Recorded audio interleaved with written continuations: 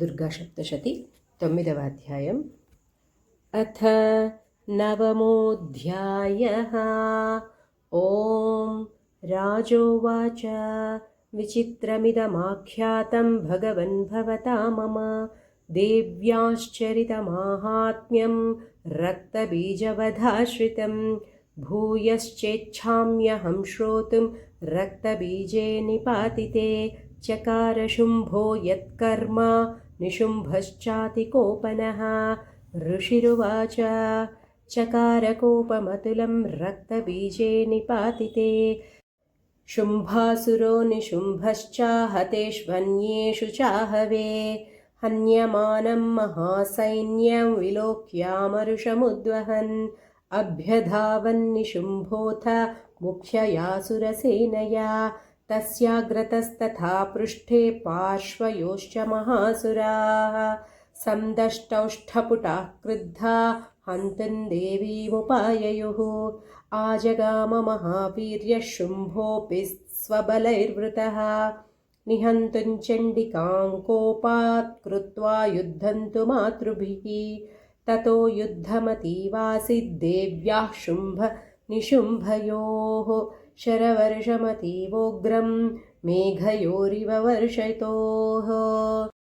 चिच्छेदास्ताञ्छरांस्ताभ्यां चण्डिका स्वशरोत्करैः ताडयामास चाङ्गेषु शस्त्रौघैरसुरैश्वरौ। निशुम्भो निशितं खड्गं चर्मचादाय सुप्रभम् अताडयन्मूर्ध्नि सिंहं देव्या वाहनमुत्तमम्। ताडिते वाहने देवी क्षुरप्रेणासिमुत्तमं निशुम्भस्याशु चिच्छेदचर्मचाप्यष्टचन्द्रकं छिन्ने चर्मणि खड्गे च शक्तिं चिक्षेपसोऽसुरः। तामप्यस्य द्विधा चक्रे चक्रेणाभिमुखागतां कोपाद्मातो निशुम्भोऽथ शूलं जग्राह दानवः। आयान्तं मुष्टिपातेन देवी तच्चाप्यचूर्णयत् आविद्याथ गदां सोऽपि चिक्षेप चण्डिकां प्रति। सापि देव्यास्त्रिशूलेन भिन्ना भस्मत्वमागता। ततः परशुहस्तं तमायान्तं दैत्यपुङ्गवम् आहत्य देवी बाणौघैरपातयत भूतले। तस्मिन्निपतिते भूमौ निशुम्भे भीमविक्रमे भ्रातर्यतीव संक्रुद्धः प्रययौ हन्तुमम्बिकाम्। सरथस्तस्तदात्युच्चैर्गृहीत परमायुधैः भुजैरष्टाभिरतुलैर्व्याप्याशेषं बभौ नभः। तमायान्तं समालोक्य देवी शङ्खमवादयत् ज्याशब्दं चापि धनुषश्चकारातीव दुस्सहम्। पूरयामास ककुभो निजघण्टास्वनेन च समस्तदैत्यसैन्यानां तेजोवधविधायिना। ततः सिंहो महानादैस्त्याजिते भमहामदैः पूरयामास गगनं तथैव दिशो दश। ततः काली समुत्पत्य गगनं क्ष्मामताडयत् कराभ्यां तन्निनादेन प्राक्स्वनास्ते तिरोहिताः। अट्टाट्टहासमशिवं शिवदूती चकारः तैः शब्दैरसुरास्त्रेषु शुम्भः कोपं परञ्ययौ। दुरात्मंस्तिष्ठतिष्ठेति व्याजहाराम्बिका यदा तदा जयेत्यभिहतन् देवैराकाशसंस्थितैः। शुम्भेनागत्य या शक्तिर्मुक्ता ज्वालाति भीषणा आयान्ति वह्निकूटाभा सा निरस्तामहोल्कया। सिंहनादेन शुम्भस्य व्याप्तल्लोकत्रयान्तरं निर्घातनिस्वनो घोरो जितवानवनीपते।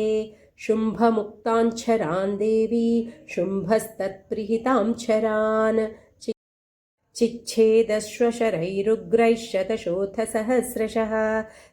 ततः सा चण्डिका क्रुद्धा शूलेनाभिजघानतं स तदाभिहतो भूमौ मूर्च्छितो निपपातः।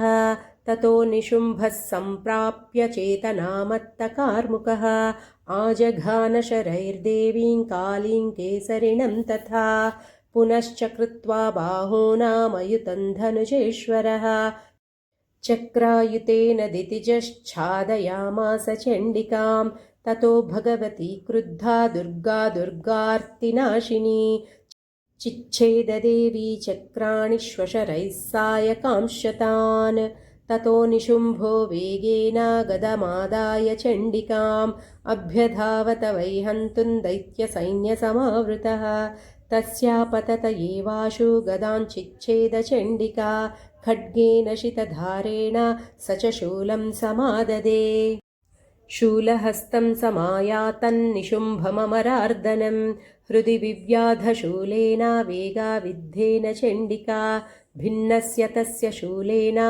हृदयान्निःसृतोपरः महाबलो महावीर्यस्तिष्ठेति पुरुषो वदन् तस्य निष्क्रामतो देवी प्रहस्य स्वनवत्ततः शिरश्चिच्छेदखड्गेन ततो सावपतद्भुवि ततः सिंहश्च खादोग्र दंष्ट्राक्षुण्णशिरोधरान् असुरांस्तांस्तथा काली शिवदूति तथा परान् कौमारी शक्तिनिर्भिन्नाः केचिन्नेषुर्महासुराः ब्रह्माणि मन्त्रपूतेन तो ये नान्ये निराकृताः माहेश्वरी त्रिशूलेन भिन्नाः पेतुस्तथा परे वाराही तुण्डघातेन केचिच्चूर्णीकृता भुवि खण्डखण्डञ्च चक्रेण वैष्णव्यादानवाः कृताः वज्रेण चैन्द्रीहस्ताग्रविमुक्तेन तथा परे केचिद्विनेषुरसुराः केचिन्नष्टा महाहवात् भक्षिताश्चापरे काली शिवदूती मृगाधिपैः स्वस्ति श्रीमार्कण्डेयपुराणे सूर्यसावर्णिके मन्वन्तरे देवी माहात्म्ये नवमः श्रीजगदम्बार्पणमस्तु।